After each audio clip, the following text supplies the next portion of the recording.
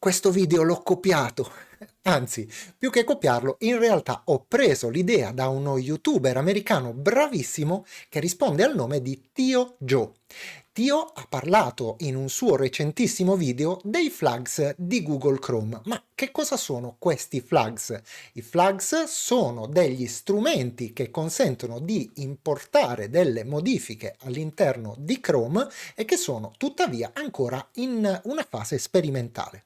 Naturalmente, prima di proporteli sia io che il bravissimo Tio, abbiamo provveduto a testare questi flags che sono assolutamente sicuri e stabili. Anzi, vanno ad introdurre nel nostro browser una serie di modifiche che decisamente lo potenziano. E allora non perdiamo altro tempo e andiamo subito a vedere come potenziare il tuo Google Chrome. Ti senti pronto? Iniziamo! Se ben ricordi, avevamo già parlato dei flags di Chrome in un video precedente. Tuttavia, ogni volta che Chrome si aggiorna, e questo succede relativamente di frequente, questi flags subiscono due modifiche. La prima è che alcuni di questi scompaiono e diventano a tutti gli effetti delle funzionalità nuove di Google Chrome. La seconda è che i flags spesso vengono resettati e quindi è sempre bene dare un'occhiata ed andare eventualmente a reimpostarli. E allora non perdiamo altro tempo e corriamo subito a modificare e potenziare il nostro Chrome. In Africa, tutte le mattine, quando sorge il sole, una gazzella muore. Muore? Si sveglia, già morta, perché si vede che non stava molto bene il giorno prima. E allora, comunque, sempre in Africa, no? Tutte le mattine, quando sorge il sole, un leone, appena si sveglia, comincia a correre per evitare di fare la fine della gazzella che è morta il giorno prima. Evitiamo di fare la fine del leone e della gazzella quindi ed andiamo subito ad aprire il nostro Google Chrome. Una volta aperto, prima di passare alle modifiche, assicuriamoci che Chrome sia aggiornato. Possiamo farlo cliccando sui tre puntini verticali, successivamente sulla voce Guida ed infine sulla voce Informazioni su Google Chrome. Nel caso in cui, come succede a me, Chrome non sia stato aggiornato, vedrai che parte automaticamente un aggiornamento velocissimo e Chrome viene riportato all'ultima versione disponibile. Una volta terminato l'aggiornamento, quello che dovremo fare sarà andare nella barra qui in alto e digitare Chrome /flags/. Facciamolo subito al termine dell'aggiornamento. Ecco fatto. Premiamo il tasto invio sulla nostra tastiera e ci ritroveremo sulla pagina delle impostazioni dei flags di Chrome. Il primo flag che andremo a modificare è quello relativo al cosiddetto parallel downloading, che è l'unico flag di quelli che ti mostrerò oggi di cui avevamo già parlato, ma è anche un flag che spesso viene disabilitato a seguito dell'aggiornamento.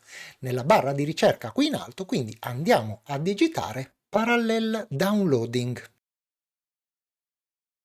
Eccolo qui, Parallel Downloading. Come puoi vedere, tutti quanti i flags sono inizialmente impostati su una posizione che si chiama Default. Andremo a modificare questo flag abilitandolo perché questo file ci consente di accelerare incredibilmente i nostri download, soprattutto nel caso di file grossi, andando a creare più connessioni simultanee che quindi vanno a raddoppiare laddove non a triplicare la nostra velocità di download, limitata in questo caso solo ed esclusivamente dall'ampiezza di banda di cui disponiamo in base alla nostra connessione internet. Continuiamo quindi a velocizzare il nostro browser andando questa volta a disabilitare un flag che si chiama Smooth Scrolling e che di default resta abilitato sui nostri browser. Quindi andiamo nella barra in alto e digitiamo per l'appunto Smooth Scrolling. Eccolo qui. andremo a disabilitare questo smooth scrolling, che altro non è se non il modo in cui viene effettuato lo scorrimento verso il basso oppure verso l'alto delle nostre pagine.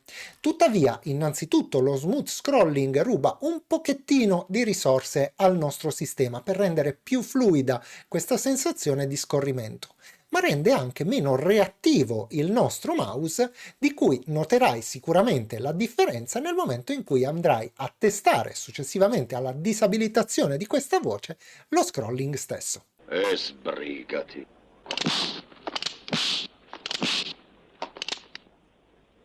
Non ci hai capito niente? Te lo rifaccio se vuoi.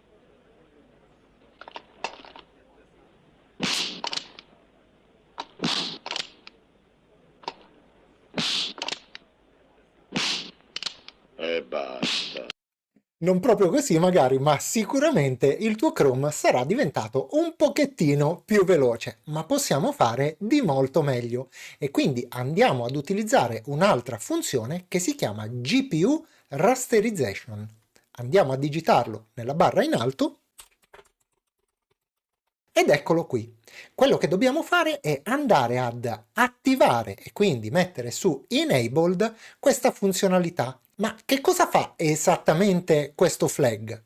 Ebbene, nel momento in cui viene abilitato, demanda alla GPU, cioè al nostro processore grafico, tutte quante quelle istruzioni che normalmente Chrome fa eseguire alla CPU, ovvero al nostro microprocessore, l'unità centrale di elaborazione del nostro computer, alleggerendola nel suo uso e rendendo ancora più veloce la renderizzazione, ovvero il momento in cui una pagina web viene disegnata sul nostro schermo. Bene, abbiamo velocizzato il nostro Google Chrome, ma c'è un'ulteriore chicca che io ritengo assolutamente utilissima e che ci tengo moltissimo a farti conoscere.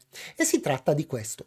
Hai presente quando stai utilizzando un tab di Chrome, cioè una scheda, per riprodurre magari un video di YouTube e questa riproduce un suono e ti mostra questa iconcina qui. Nel caso in cui stai facendo dell'altro e hai bisogno di mettere immediatamente in muto quella scheda, le due possibilità sono: uno, di chiuderla e in questo caso perdiamo tutto quanto il lavoro che stavamo facendo su quella scheda, oppure di cliccarci con il pulsante destro e andare a cercare la voce disattiva l'audio del sito per andare ad impostare il muto su quella scheda. Ebbene, grazie ad un nuovo flag di Chrome questo non è più necessario, perché potremo andare semplicemente a fare clic sull'icona dell'altoparlantino per mettere immediatamente la scheda in muto. Naturalmente, ricliccandoci sopra, l'audio verrà riattivato. E allora andiamo immediatamente ad attivare anche questo flag, che si chiama Tab Audio Muting.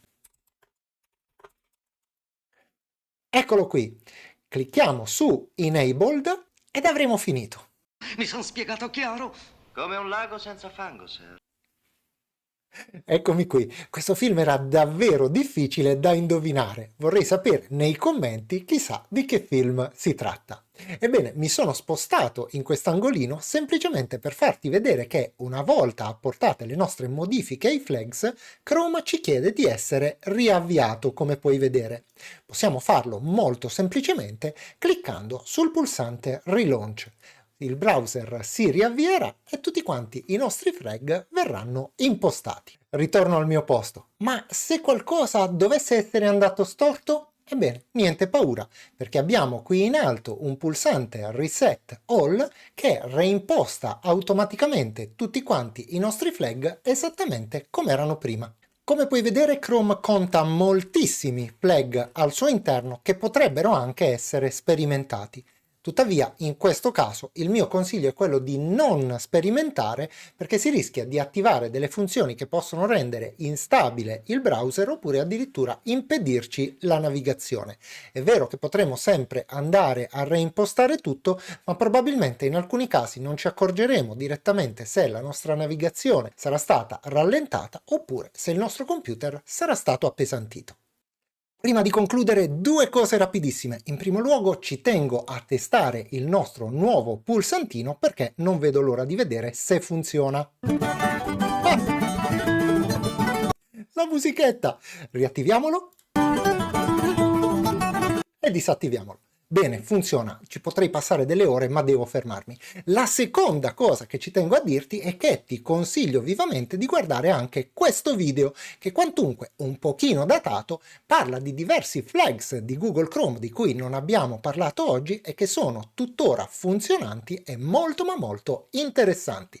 Se non sai dove trovarlo, te lo lascio qui in alto in descrizione. Senta meglio che riattacco. Arrivederci.